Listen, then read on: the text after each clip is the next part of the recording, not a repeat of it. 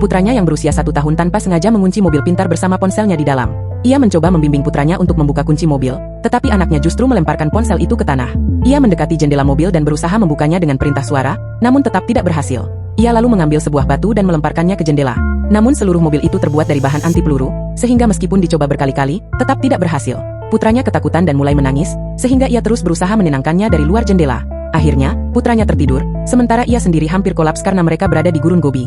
Ia berbaring di kap mobil untuk menenangkan diri dan akhirnya tertidur hingga keesokan paginya. Keesokan harinya, ia segera memeriksa putranya. Wajah sang anak tampak sangat merah, dan suhu di dalam mobil terus meningkat. Ia melepas pakaiannya dan menutup atap kaca mobil, namun putranya masih menangis. Ia mencoba menenangkannya, lalu meninggalkan mobil untuk mencari pertolongan di sekitar. Ia berjalan di bawah terik matahari gurun Gobi entah berapa lama, hampir kehabisan cairan tubuh. Setelah melewati semak, ia menemukan sebuah sungai dan segera berlutut di tepiannya untuk minum.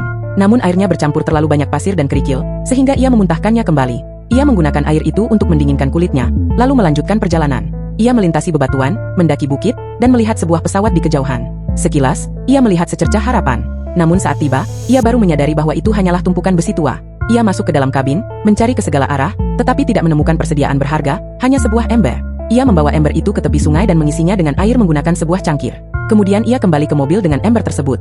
Saat melihat ke dalam mobil, wajah anaknya semakin merah karena panas. Ia menuangkan air ke atap mobil untuk mendinginkan bagian dalam, lalu menaruh ranting kering di kap mobil dan menyalakannya. Malam sebelumnya, ia pernah menyalakan rokok di dalam mobil dan sistem otomatis membuka jendela setelah mendeteksi asap.